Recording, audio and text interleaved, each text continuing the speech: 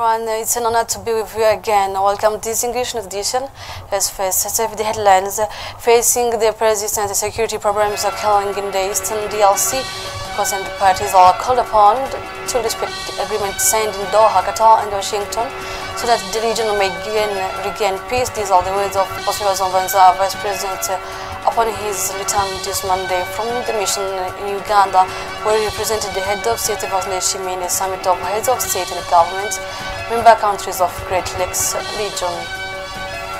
And this Monday, Burundi First Lady Angeline Ndayishimiye joined the student of Sucre du Savoir in Nyabihanga, commune Gitega province. It was with the aim of wishing them a Happy New Year and a Merry Christmas Day before their departure for the holidays. In her speech, she encouraged them to spread love, share, and live in solidarity.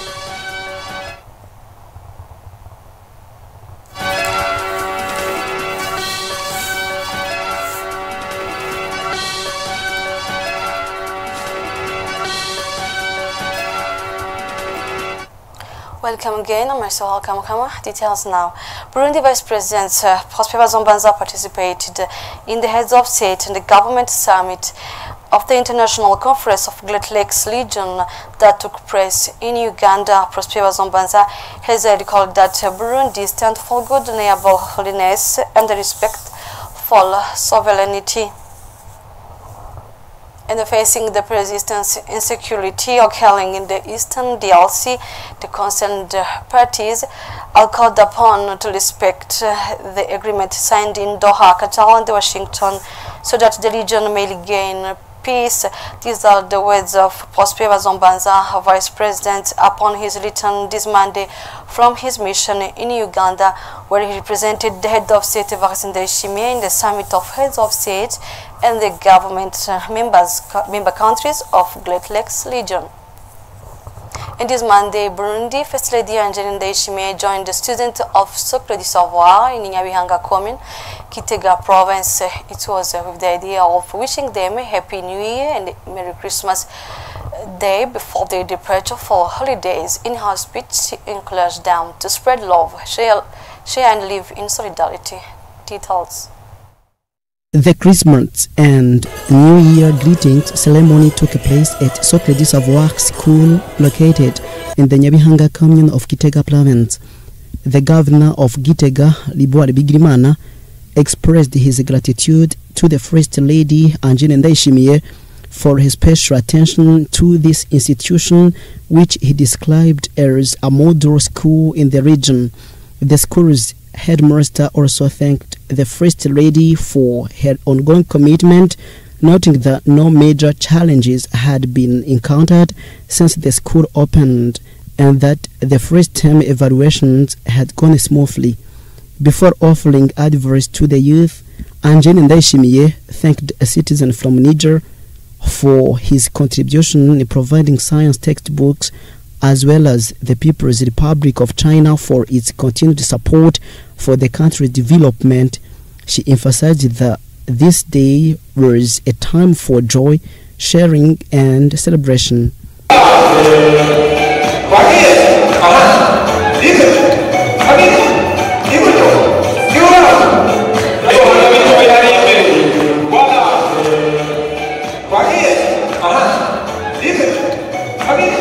In a festive atmosphere, the First Lady acknowledged the efforts of all individuals working across various sectors of national life, including those who have supported the school since its inception, as well as religious men and women who constantly pray for the nation.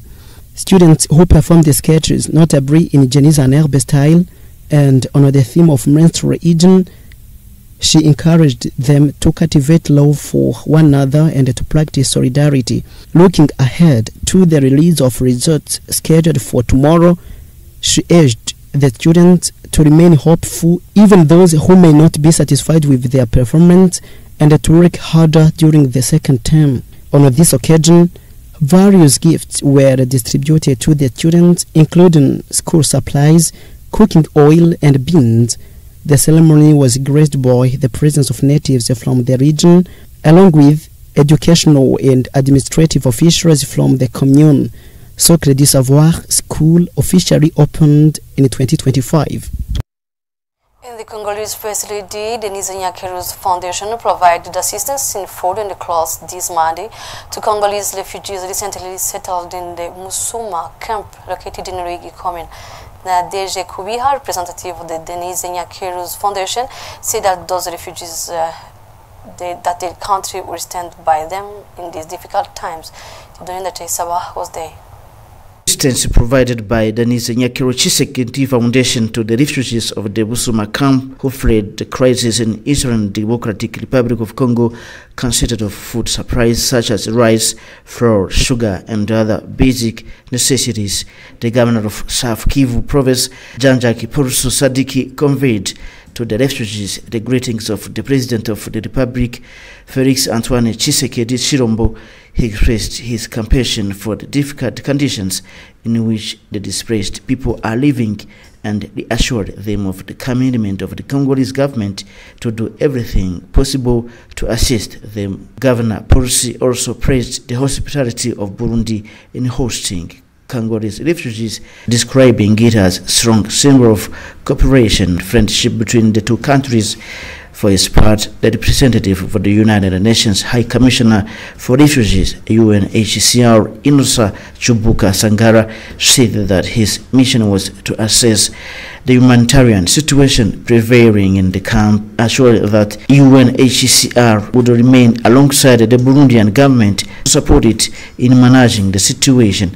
He also called on the refugees to remain calm while promising close collaboration with Burundian authorities to address major challenges, particularly the lack of drinking water, food, and other essential services.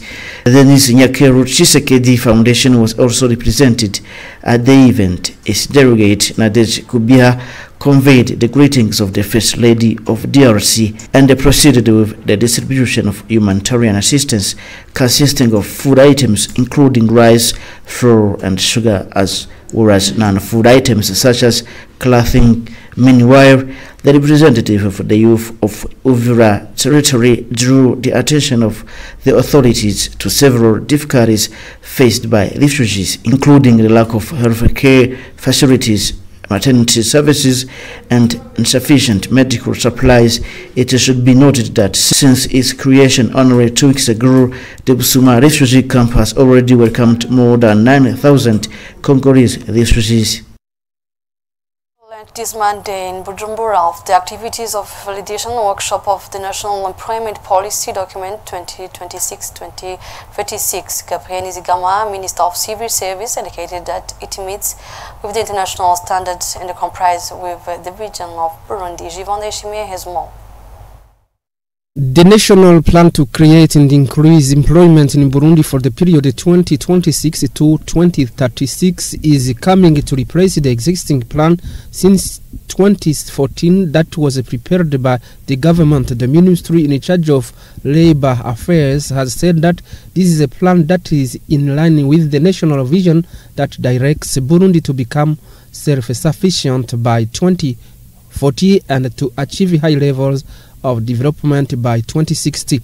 Minister Gabriel Nizigama has explained that this new national plan to increase employment will facilitate the increase in job opportunities in the country. He added that this plan has been prepared in accordance with international labor laws, while also aiming to include those need special attention, especially people with disabilities who have often been excluded. Together with the expert who presented the plan, the participants of the meeting will return on December 29 to continue discussions and make final recommendations before the official adoption of National Employment Plan. Burundian musicians say to be ready to actively contribute to Burundi Vision 2040-2060 implementation. On their side, they asked the government to build suitable infrastructure for concert and cultural events and to facilitate an open partnership with YouTube so to make money. Take a look. Nibo baturoga ngo ntitukabeho bagakesha ijoro ubadutega imitego ariko tukabaho. This is Moise Butoyi, a Burundian singer known as MB Data. Like him, other artists welcome the progress achieved by the Burundian music, stating that today it enables them to earn a living. They also added that through their work they contribute to the country's development and to the achievements of Burundi's vision. The music industry in Burundi is developing. We are trying to produce music with Sony quality, which is international standard quality music.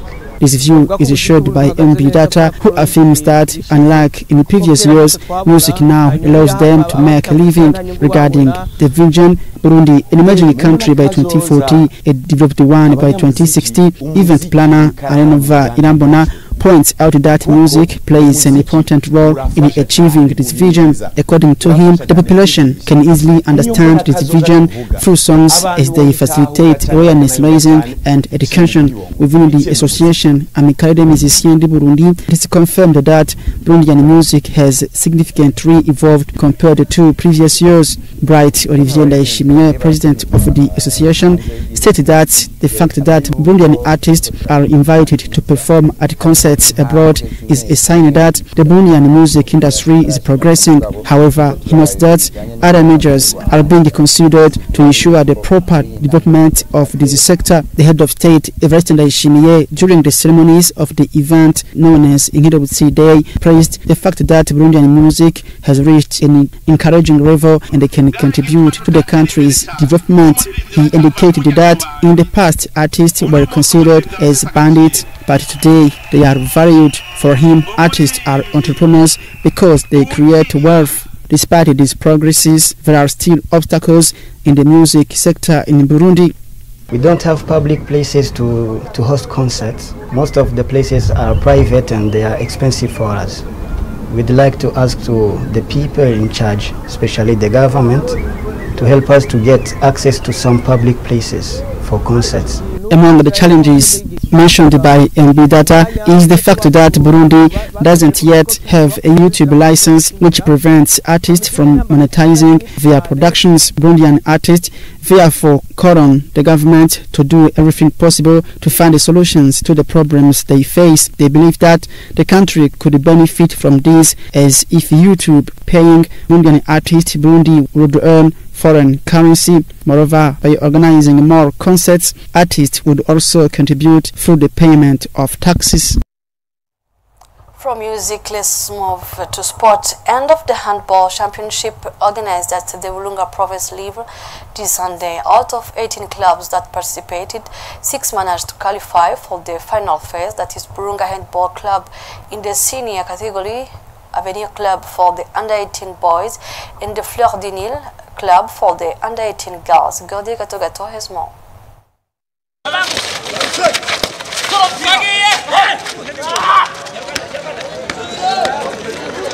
The first match pitted Virunga Handball Club from Makamba Commune in blue against Avenue Club from Brewery Commune, Rutovu Zone, dressed in black. The match ended with a victory in favor of Avenue. The second match was in the under-18 girls category. It featured Fleur du Nil Club from Brewery Commune in blue against Mouzier Handball Club from Rutana Commune in red. Fleur du Nil showed clear superiority, winning convincingly with a score of 40. The third match, highly anticipated by spectators, involved the over-18 category and brought together Virunga Handball Club from Makamba Commune in green and Avenir Club from Brewery Commune in light blue. Both teams displayed an impressive at half-time. Avenir demonstrated strong control of the game. However, the situation changed in the second half as Virunga returned with the determination and a strong desire to secure victory, taking the lead on the scoreboard. Virunga Handball Club eventually won the match at a score of 27, thereby claiming the trophy. The communal administrator of Makamba, as well as a representative of the National Handball Federation, praised the good organization of the championship and its smooth running. The president of the Virunga Handball Association stated that the tournament was organized with the aim of selecting clubs that will represent Virunga province in national competitions. He also took the opportunity to call the government to strengthen its support for for the development of handball by providing resources comparable to those allocated to football. The clubs that reached the final phase were awarded handballs. In total, 18 teams took part in the competition, with 6 qualifying for the final phase. The closing ceremony was marked by a presentation of trophies, starting with Burunga Handball Club. In the under-18 category, Vladimir received the trophy along with a cash prize of 200,000 Burundian francs, while Avenir Club in the Cadet category received a trophy and a cash prize of 150,000 Burundian francs. Well, this is the end of this English News edition. Thank you for your attention. Have a good time.